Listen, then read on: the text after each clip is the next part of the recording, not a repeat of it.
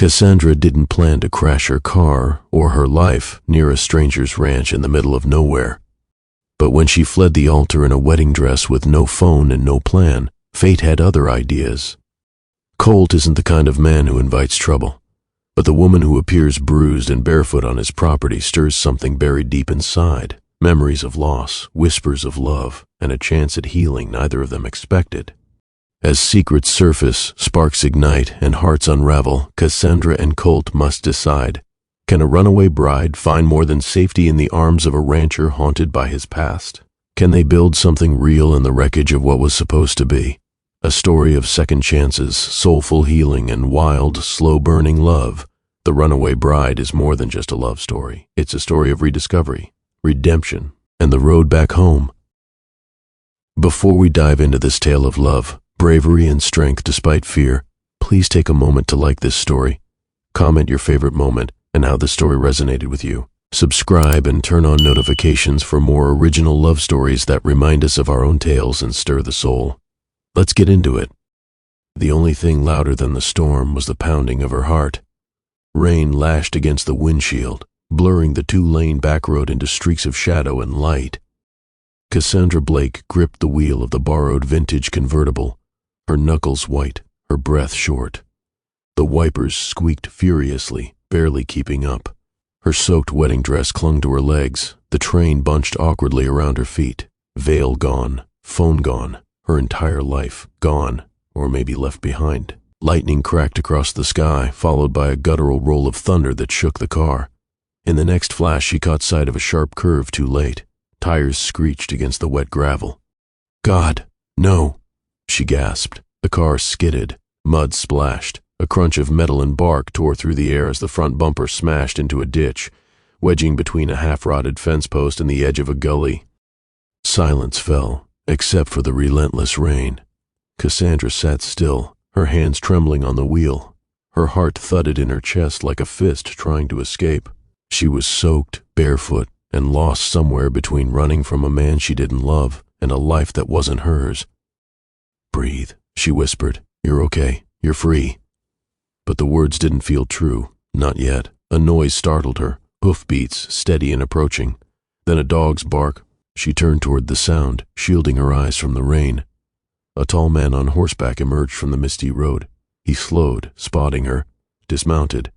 His boots squished in the mud as he approached. He was broad-shouldered, wearing a tan ranch coat soaked to the seams. His cowboy hat was low over his brow, rain sliding off the brim. A week's worth of scruff framed his strong jaw, and his blue eyes narrowed as they took her in.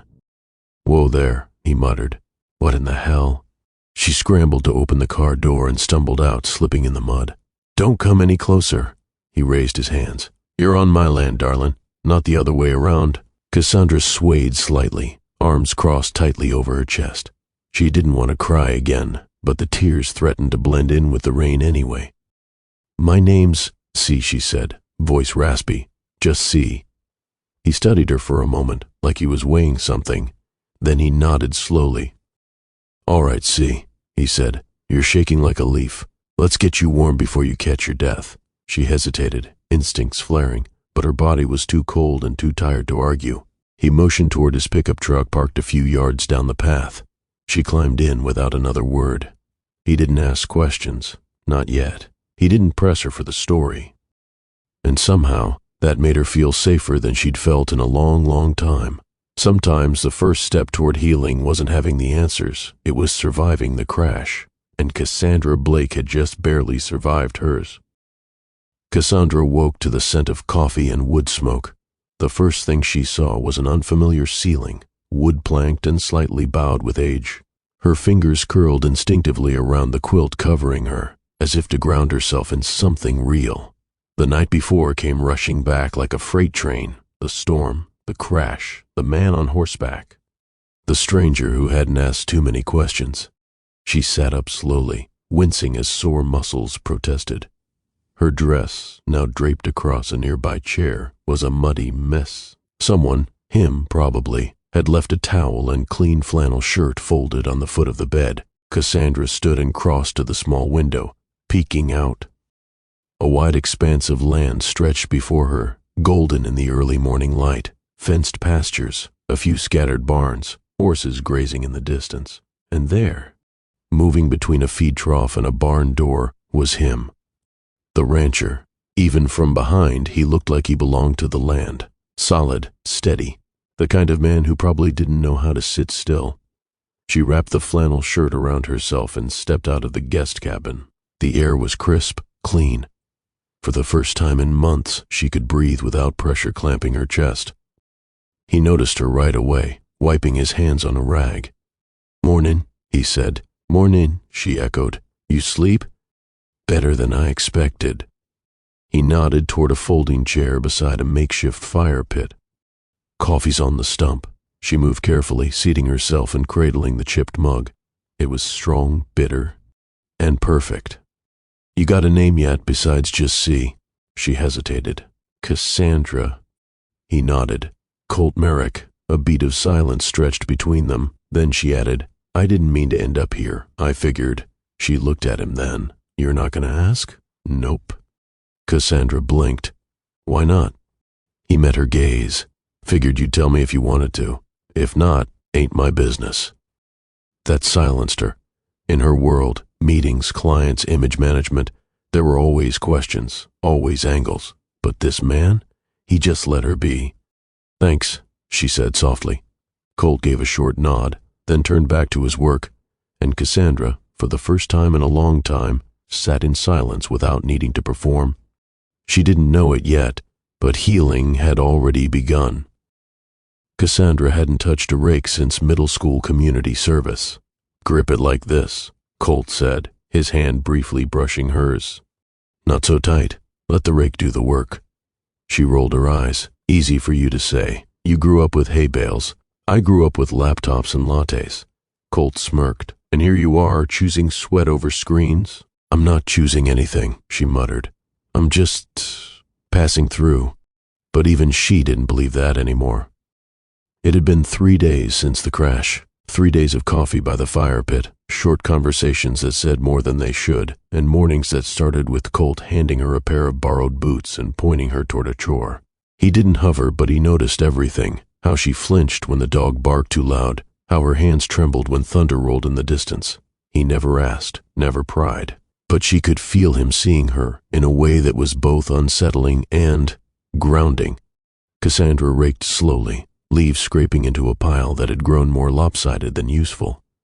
Sweat beaded on her forehead. Colt passed behind her, carrying a saddle, and paused.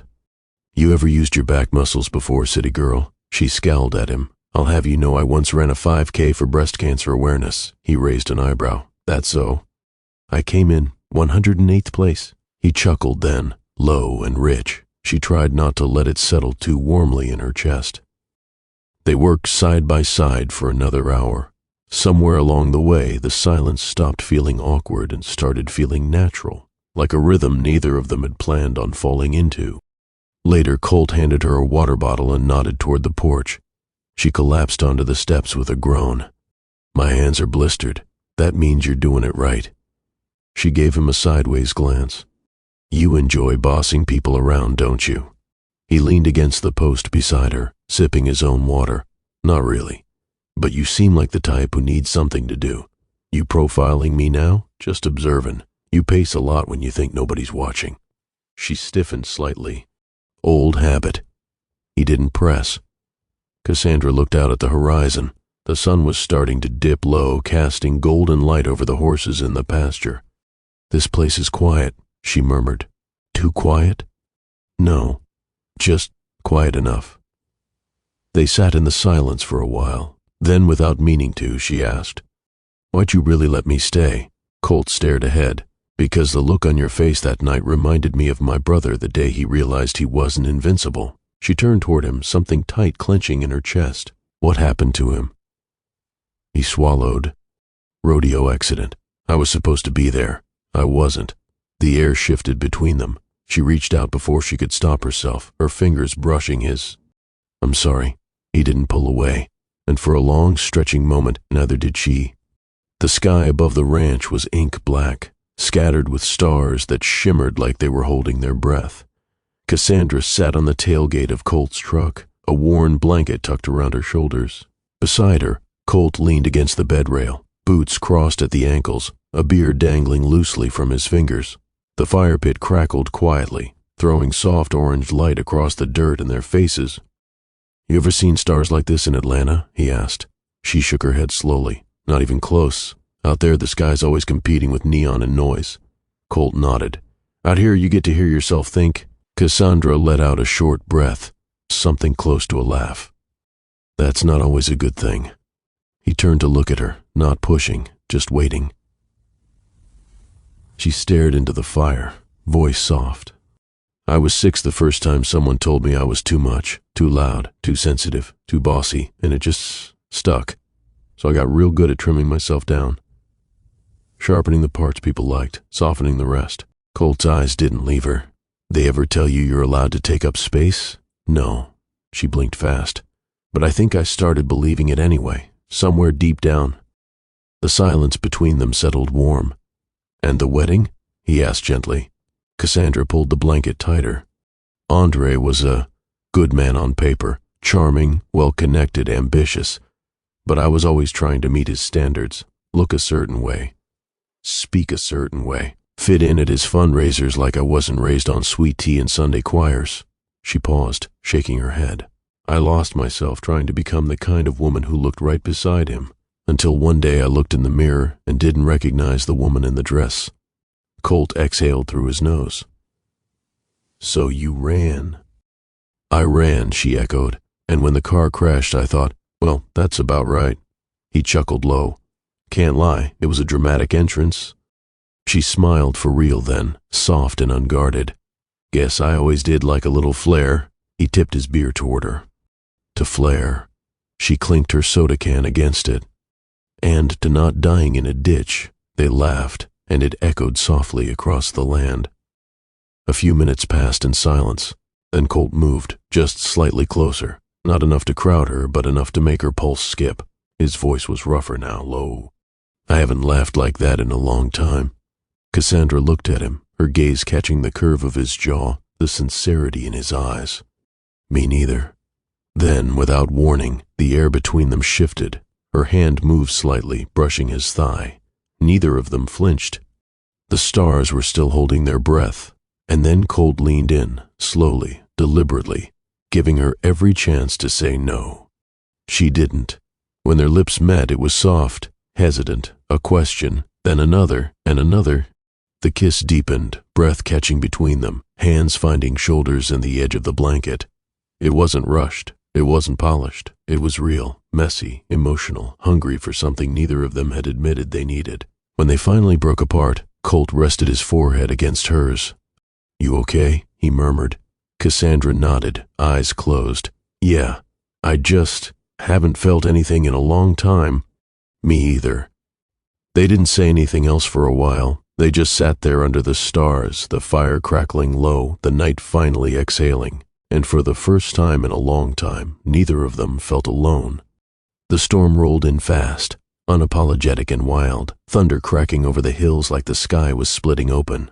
Colt had seen enough Texas weather to know when to move. "Cassandra!" he called from the barn, voice barely cutting through the rising wind. She emerged from the paddock, curls already damp, her sweatshirt clinging to her arms. "I was just checking on the foal. We need to get inside." They bolted toward the main house, the first heavy drops splashing across their skin. But lightning split the sky, sharp and too close, and instinct took over. Colt veered, grabbing her hand and pulling her toward the old storm shelter beside the work shed. They ducked inside just as the sky let loose. The metal door slammed shut behind them, and they were swallowed in musty, humid darkness. Colt flicked on the emergency lantern. Its pale glow threw their shadows against the concrete walls. Cassandra panted slightly, pressing her palms to her knees. Well, that was dramatic. Colt ran a hand through his wet hair. "You got a habit of showing up in storms, you know that?" She grinned, wiping her face with her sleeve. "Maybe I am the storm." He chuckled, low and husky. "Yeah, I'm starting to believe that." They settled onto the old bench, a wool blanket folded between them. The rain pounded the shelter roof like 1,000 footsteps, but inside it was still, safe. Cassandra stared at her hands. "You ever get the feeling that if you stop running, everything you left behind will catch up all at once?" He looked at her, eyes steady, every damn day. Silence stretched. "I wasn't just running from the wedding," she said finally. "There's more. I didn't just leave Andre. I left the life he built for me. The businesses, the partnerships, my name's still on contracts, my bank accounts are tied to his. I didn't come here with nothing, but I left with nothing that matters." Colt didn't flinch. "Then we figure it out, one thing at a time." She met his gaze, startled by the calm in it, the steadiness. "I'm a mess," she whispered. He leaned closer. "So am I." Her eyes locked, breaths shallow. Then she kissed him. This time, she kissed him first. It wasn't slow. It was needy, hot. Her fingers curled into the front of his shirt, tugging him closer. His hands found her waist, her back, her hair, like he couldn't touch enough fast enough. They broke apart only to breathe, foreheads pressed together, eyes dazed. "I don't want to be a mistake," she said softly. "You couldn't be," he answered. "Even if you tried."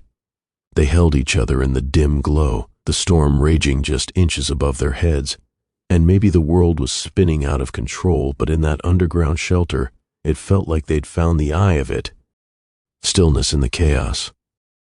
Cassandra hadn't meant to fall asleep in Colt's arms, but something about the rhythm of the rain and the weight of his hand on her back had unraveled her. When she woke, it was morning, quiet, washed in a gentle gold light sneaking through the vent slats in the shelter. She stirred, stretching carefully. Colt was already awake, sitting at the edge of the bench, his hat in his hands, thumbs brushing over the brim. "Morning," she said, her voice low and rasped. He turned with a soft smile. "Hey there." She sat up, pulling the wool blanket tighter around her shoulders. "I should go clean up. Get out of your way." "You're not in the way." She looked at him, searching his eyes. "Colt, this thing between us isn't just a thing," he said firmly. Cassandra blinked. She wasn't used to someone speaking truth so plainly, without sidestepping or softening it. He stood, offered her his hand. "Let's get back to the house. I'll make you breakfast." They walked back slowly, boots squelching in the wet earth. The ranch was still, the storm having scrubbed everything raw and bright, but the peace didn't last. By noon, the trouble she feared finally arrived. A sleek black Escalade kicked up gravel as it came tearing down the main road toward the ranch house. Colt came off the porch as it parked, jaw tight. Cassandra's blood turned to ice. The driver's door opened, and out stepped Andre, sharp suit, cold eyes, smooth menace.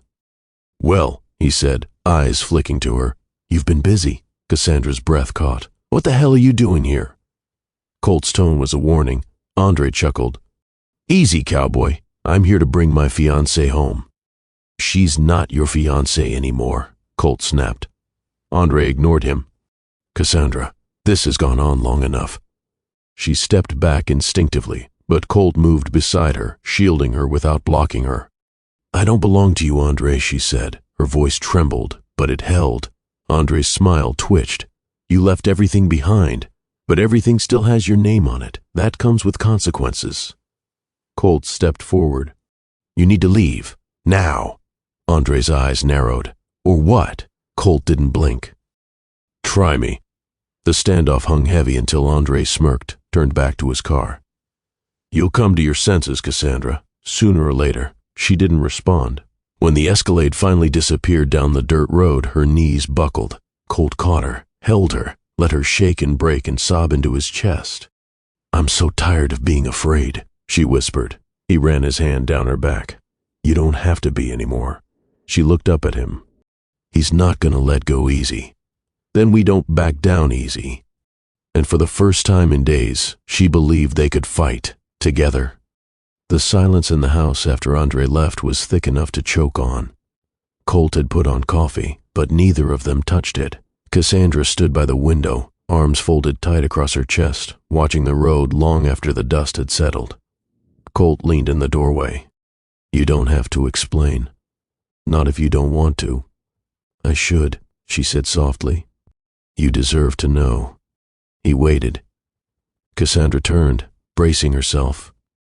Andre wasn't just controlling, he was calculated. He made sure I had nothing without him. Cut off my family, friends, my voice. Colt's jaw tightened.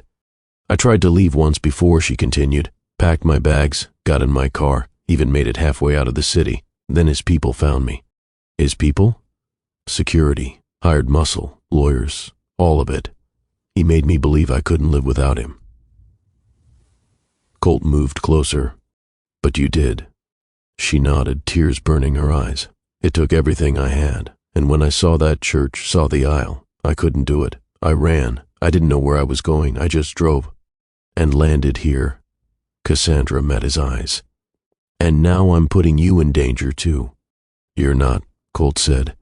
I can handle myself. But you need to know something. What? He reached for her hand. I've been alone for a long time, by choice.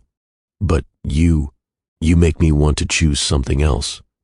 She inhaled sharply. I know we've barely scratched the surface, Colt continued, but what I feel when I'm near you, it's real. Cassandra stepped into him, rested her forehead against his chest. I want to believe in something good again. Then let's start there.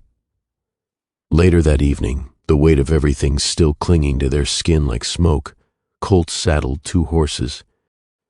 I want to show you something, he said. They rode out past the pastures, into a stretch of wild land touched only by wind and memory. He led her to a small hill where the stars were brighter than she'd ever seen. My dad used to bring me here, he said.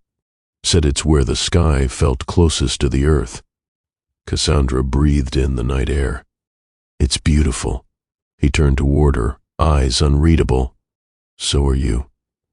Before she could answer, he kissed her. This one wasn't tender. It wasn't hesitant.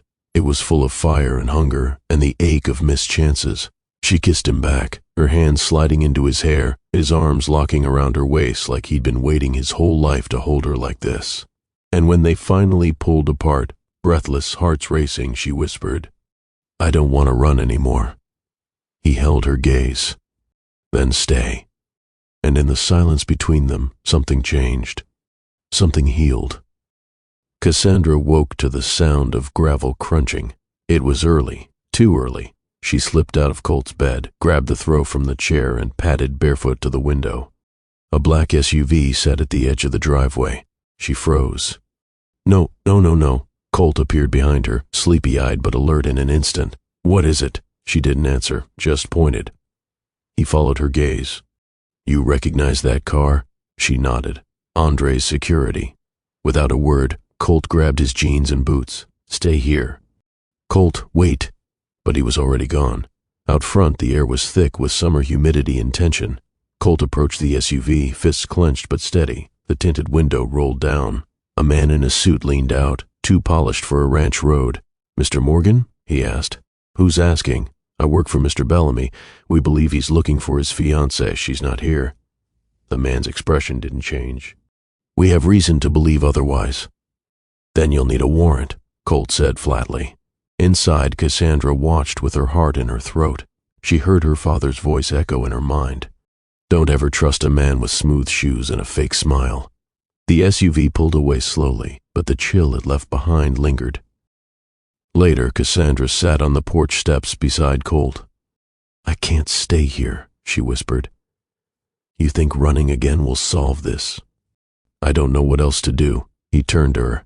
Then let me help you fight. Tears welled up. You don't know what he's capable of. Then tell me. She did. In a rush of confession, she laid it all bare, the manipulation, the threats, the surveillance, the slow suffocation of her spirit. And Colt listened, his eyes fierce but gentle. When she finished, he took her hand. You don't have to go through this alone. But if something happens to you, I've lived through fire. This I can handle. The question is, can you trust yourself enough to stop running? Cassandra looked out over the land that had become her unexpected sanctuary. I want to. Colt nodded. Then we start there. That night, as the cicadas sang and the stars blinked overhead, Colt built a fire behind the barn. They sat close, shoulders brushing, their silhouettes casting twin shadows across the grass. Cassandra turned to him. Why do you care so much? He hesitated. Because I see you, and because I think, maybe, I've been waiting for you a lot longer than I realized. She smiled through tears. and when he kissed her again, it wasn't desperate or wild. It was a vow. The news hit like wildfire. Somehow, word had gotten out. Cassandra Bellamy wasn't just missing, she was hiding. By the time Colt came in from the stables that afternoon, 3 reporters sat in parked cars just outside the fence line. A drone buzzed over the north pasture like a metal mosquito. Cassandra watched from the kitchen window, heart pounding. "I should go," she said. "No." Colt's voice was firm. "You don't run from bullies, not anymore. But they'll make this worse, for you, for the ranch. I've rebuilt worse for MASH." He turned from the sink, hands still damp. "You told me the truth.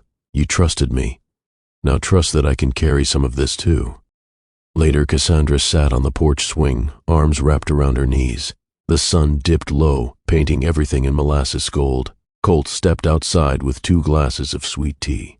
"Looks like they're setting up camp," he muttered, nodding toward the distant reporters. Cassandra forced a smile. "Guess the truth has its price." He handed her a glass. "So does silence, and you've paid enough for that." She sipped. The ice clinked softly. "Colt, what if I told you I wasn't just afraid of Andre?" He looked over. "I'm afraid of wanting this, of wanting you." Colt didn't flinch. "Good." Her brow furrowed. "Good? It means it matters." He leaned in slowly, gave her time to move away, but she didn't. When their lips met, the kiss was quiet thunder, long, aching, laced with the fear of breaking and the promise of healing. That night they lay tangled in the hayloft, wrapped in shadows and sweat. He traced slow lines along her back, each touch a reassurance. "I'm not a hero," he said. "I don't have a clean past." Cassandra turned to face him. "I don't want perfect. I want real. And if the storm comes, then we ride it out together." But even vows made in whisper-light moments couldn't hold back the rising tide, because somewhere just beyond the ranch fence, Andre Bellamy was planning his next move, and he had no intention of letting go. The morning sky was bruised gray as Colt stepped off the porch, shotgun slung over his shoulder, eyes scanning the pasture. "Colt!" Cassandra called after him, voice shaking. "Don't do anything stupid." He turned. "I won't. But I'm not letting him trespass on my land and terrorize my home." She stepped down from the porch, barefoot in the dew. "We face him together." They didn't have to wait long. Andre's sleek black car crunched down the gravel road, cutting a sharp contrast against the rawness of the land. He stepped out like he owned the place, sharp suit, smug smile. "Cassandra," he said, voice like syrup laced with venom. "Ready to come home?" She stood taller. "I was never yours to own." Andre chuckled, shaking his head. "You think this cowboy can protect you?" "I don't need protection," she said. "I need peace, and I found it without you." Colt stepped forward. "You need to leave. Now." Andre's grin faded. "You think you're a threat to me?" "No," Colt said, "but I am a man who protects what matters." And she does. Andre took one step forward. Then came the sharp click of Cassandra cocking the small revolver Colt had taught her to use. "Don't," she warned, hand steady. "I won't let you rewrite my story again." For a moment, everything held its breath. Then Andre smiled again, but this time it was tight, hollow. "Enjoy your little fairy tale," he said, backing away. They watched him drive off, silence stretching between them. Colt finally turned to her. "You okay?" She lowered the gun. "I don't know yet, but for once I'm not afraid to find out." That evening the porch was quiet except for the soft creak of the swing. The stars burned bright, real, steady. Cassandra leaned into Colt's side. "Thank you for not trying to save me." He glanced at her, puzzled. "You let me fight. You taught me how to stand." He kissed the crown of her head. "You were always strong, Z. I just reminded you." She smiled. "What happens now?" Colt wrapped an arm around her, drawing her close. "Now," he said. "Now we build something worth staying for." A week had passed, and the ranch had started breathing easier again. The land no longer felt heavy with shadows, but open with promise. Colt found himself watching Cassandra more often, not with worry, but with wonder. She moved with quiet confidence now, feeding the horses, fixing a gate with one hand on her hip, singing to herself when she thought no one was listening. Cassandra was healing, and so was he. One night they sat around a bonfire with Levi and Miss June, warmth and laughter between them. Levi was Colt's oldest friend, half Cherokee, half trouble, and all heart.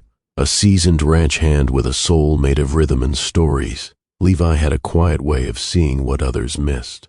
He'd lived on the neighboring property for years, working odd jobs, playing his guitar at local bars, and fixing more broken hearts than he'd ever admit. Miss June, on the other hand, was a whole different kind of legend. An 80-year-old firecracker who ran the only diner in town. She'd known Colt since he was knee-high and had a soft spot for strays, be they animals or people. She was the one who first handed Cassandra a cup of hot cocoa and a seat at the counter when she'd been too afraid to breathe, let alone eat. It was around their fire pit that Cassandra started to remember who she was before the dress, before the crash, before the fear. When Levi handed her the guitar that night and coaxed her into singing one note, something inside her unlocked. She hadn't touched music since her mama died. Too many memories, too much pain. But with Colt beside her, and Miss June smiling wide like it was Sunday morning choir, she found the courage to sing again. That's when the dream came back. Not of fame or stardom, but of connection, of stories told in song, of small towns that needed healing just like she had. She didn't want stadiums, she wanted diners, churches, back porches, places like this. Levi strummed a guitar while Cassandra sang, her voice low and honeyed, the lyrics wrapping around Colt's heart like the lasso he never saw coming. He reached for her hand, threading his fingers through hers. "Still think you're just passing through?" he asked softly. She looked at him, firelight flickering in her eyes. "No, I think I was meant to land right here, to love, to build, to stay. I've been thinking," she said when he walked over, "maybe I wasn't running from my wedding. Maybe I was running to my real life." Colt smiled. "So where to now?" She looked up at him, her smile slow and rich. "That depends. You think this cowboy could survive a few months on the road? You going to serenade me in every diner from here to Austin?" "If you're lucky," she said. He leaned in, brushing a kiss to her cheek. "Then I'm the luckiest man alive." The next morning they packed the truck, not to leave the ranch, but to share it. Cassandra would tour small towns, sing from dusty stages, and come back to the land that steadied her. Colt would tend to the horses, work the fields, and wait for her. They weren't perfect. They were healing. They were home. 6 months later, the ranch was quieter in winter, with frost kissing the edges of the fences and breath hanging in the air like tiny clouds. Inside the main house, it smelled of cinnamon and cedar wood. A fire crackled in the hearth while Colt rested on the couch, feet kicked up, a half-finished saddle laying beside him. Cassandra stood by the window, guitar strapped to her back, suitcase at her feet. Her next local tour leg would take her through the neighboring counties, tiny music halls, fairgrounds, and a veterans home outside Amarillo. Colt walked over, wrapping his arms around her waist. "You sure you don't want me to come this time?" Cassandra smiled, leaning into him. "You'll be here when I get back. That's all I need." He kissed her cheek, then her lips. "You always come back. Always." Later that evening, she stepped on stage in a small-town civic center. The crowd was modest, maybe 40 people, but their eyes were full of stories. She shared her own, of leaving, of crashing, of healing. Then she sang, a blend of gospel, country, and something that was wholly her. After the final song, an older woman approached with teary eyes. "Your music felt like a prayer," she whispered. "Thank you." Cassandra smiled. It was. Back at the ranch, Colt found a note tucked into the saddle she'd left for him to finish. "To the man who helped me stay when all I knew how to do was run, I'll never stop singing. And I'll never stop choosing you. Love, C.